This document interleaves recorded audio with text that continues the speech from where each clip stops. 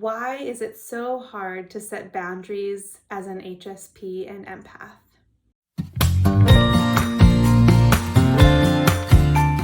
Hi, I'm Amy Lajeunesse, the founder of Highly Sensitive Parenthood, a resource center and website for highly sensitive and empath parents.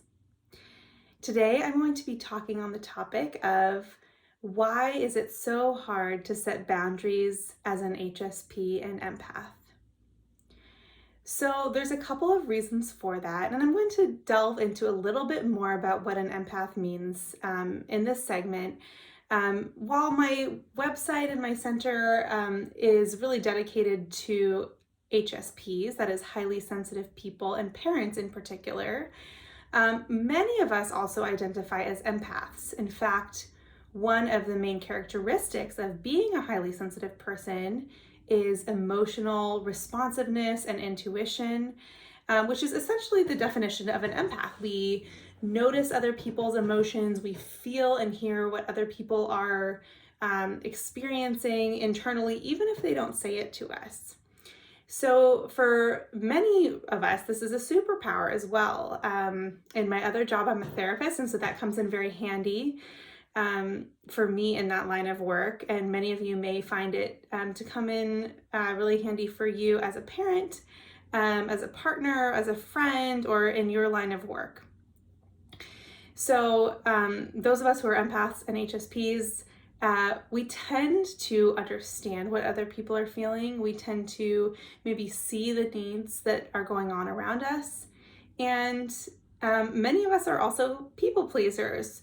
And it's easy to be a people pleaser when we understand and to some extent can feel internally the needs and the emotions of other people. So let me give you an example here.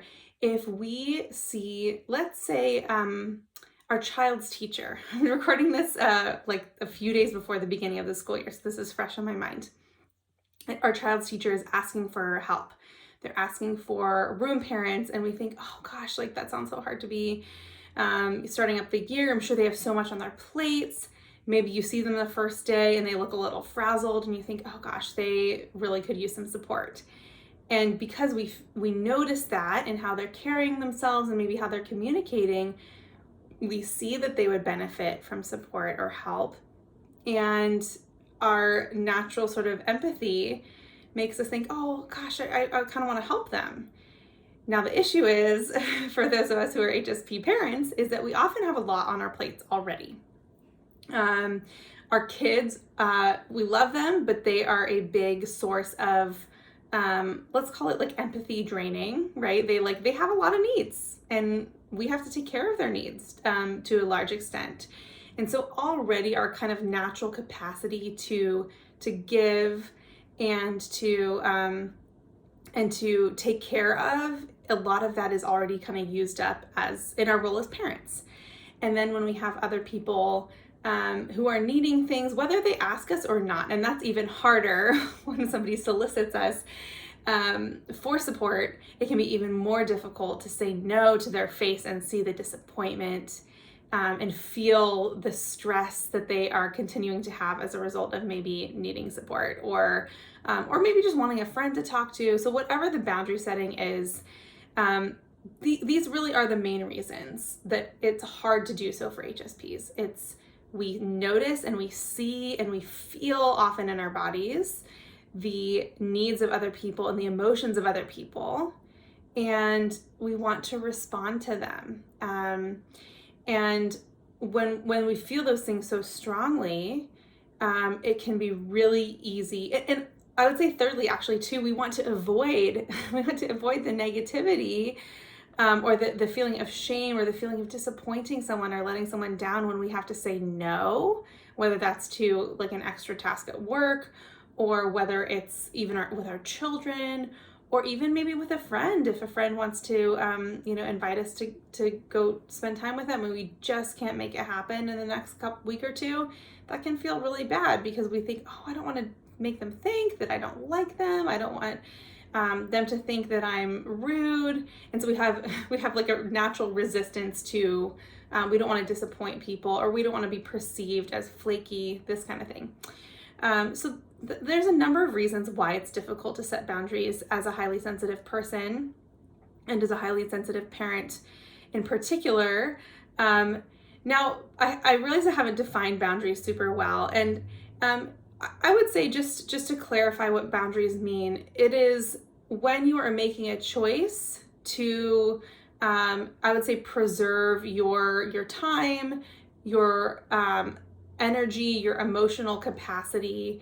And sometimes it can mean not spending time with somebody. It can mean saying no to an additional commitment. It can mean even telling somebody that they've hurt you and telling somebody, please don't talk to me that way, or that hurt me when you said that, or I don't want to do this thing. So these are all examples of setting boundaries. And regardless of the type of boundary, many HSPs, perhaps not all, but many HSPs and many HSP parents find themselves having a hard time managing boundaries. So I wanted to just give an overview in this video of why it seems so difficult and why it feels so difficult for HSPs to set boundaries. In my clinical work, I have people that I work with who are not highly sensitive, and it's always mind-blowing to me how relatively easy it is for some of them to set boundaries.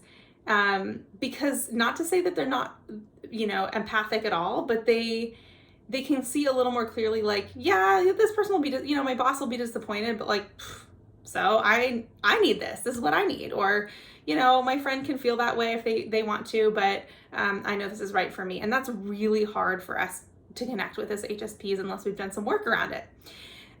So I just wanted to throw that out there, how boundary setting, I see it as very connected with being highly sensitive.